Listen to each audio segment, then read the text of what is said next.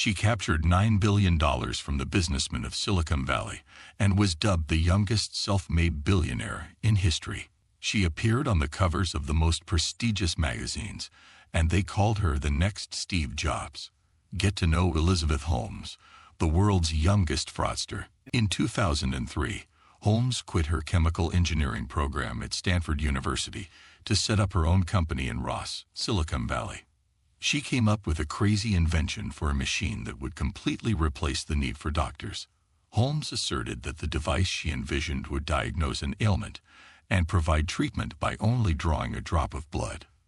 The idea seemed like some sort of fiction. However, our story's heroine managed to convince the biggest businessman of her idea when she was only 19 years old. To understand how she did it, here are the 6 fraud rules. The first rule: get inspired by Silicon Valley. Most of us look at someone who dropped out of college as a loser. But this is not the case in Silicon Valley, where most of those who dropped out of college became technology giants, such as Steve Jobs, Mark Zuckerberg, and Bill Gates. For people like these, Holmes' case was perfect. The second rule: say that you are the next Steve Jobs. Elizabeth was imitating Jobs in an exaggerated way. She dressed like him, took the same position as him when taking pictures, and even her weekly meetings with the work team were on the same day as Jobs' meetings with his team, and she did not take any vacations during her work, just as Jobs did. It also used the same marketing team that Apple employed at its revolutionary launch, led by Avi Tevanian. The third rule: fill the world with motivation quotes. When you see Holmes in TED lectures, you will always find her talking about that intense passion for what she does, as if she is capable of performing miracles. You will find sentences such as "you can," or "do not let anyone tell you what you want."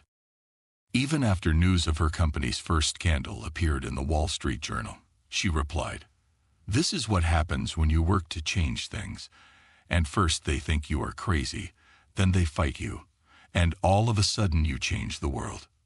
The fourth rule: look like a fraudster. A fraudster is the most elegant person in the room.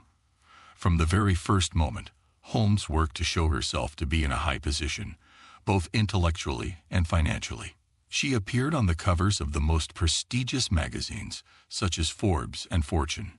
She also appeared on TDX, morning and evening programs. She was everywhere, and whenever you watch her, you will find her talking about achievement, work, and success. The fifth rule: provide a simple, logical, and skillful investment model. Holmes has been keen for 15 years to present her project in a simple and seductive way.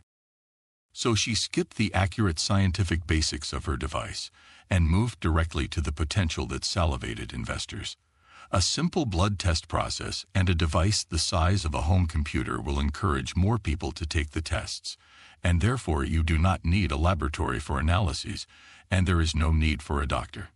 You'll do everything at home, so this simple device is the new iPhone in healthcare. Holmes managed to convince the wealthiest businessmen in America, including well-known figures, to pay her millions of dollars. The sixth rule: hire a legion of lawyers to stop negative comments. From the beginning, Holmes relied on complete secrecy so that no one would know anything about her project. For this reason, she pursued very hard policies, imposing huge fines on anyone who divulged a secret from her company, whether from employees or even visitors. She hired one of the most famous lawyers in America. The result was that whenever someone tried to utter a word about her project, the legal team of lawyers nagged him for several months until he fell silent. Indeed, Holmes brought 3 of her employees into court. Things continued in the same state of complete secrecy until the appearance of John Carrero, a journalist for the Wall Street Journal. Carrero suspected the matter and began to raise questions. In the medical community, creating such a device could take decades, not several months, in the basement of a house. In Silicon Valley, entrepreneur may mostly rely on fake it until you make it method. Before beginning to work on the idea, he first secures funding. But in the field of medical devices, there must be dozens of complex reports and scientific papers published in prestigious journals. It's not like coding a game. This technique seemed impossible to experts, because drawing blood through a finger seems to have a lower quality than drawing it directly from a vein. This is because blood analyses differ from each other, because some tests damage the sample or change its nature. This is due to the fact that blood analyses vary from one another, and that some tests may harm or alter the nature of the sample. Carrero published more than 40 studies on this subject, and gradually persuaded the U.S. government to look into Holmes' project by working with a group of interested parties. Finally, her fraud was proved. Holmes is now accused of fraud. Her business was forced to shut down all of its testing facilities and laboratories and stop working forever, while Holmes faces a 20-year prison sentence for using rotten devices to endanger the health of thousands of people.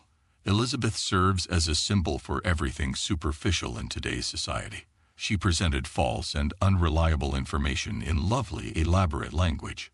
She portrayed herself as a successful role model. With her inspirational sentences rather than her accomplishments, her news spread like wildfire. Press releases portrayed her as the next Steve Jobs. People have believed her for more than 10 years. Everyone fell under her influence. And not many tried to ask what the most important thing in that story. What is the Holmes device she was talking about? Did she imagine the scale of the disaster? This can only happen in a world that is inherently false, that sanctifies appearances above anything else. And this in turn invites us to a lot of contemplation. And with that, goodbye till I return with more insightful criminal narratives. For more videos, subscribe to my channel and hit the bell icon to never miss any updates.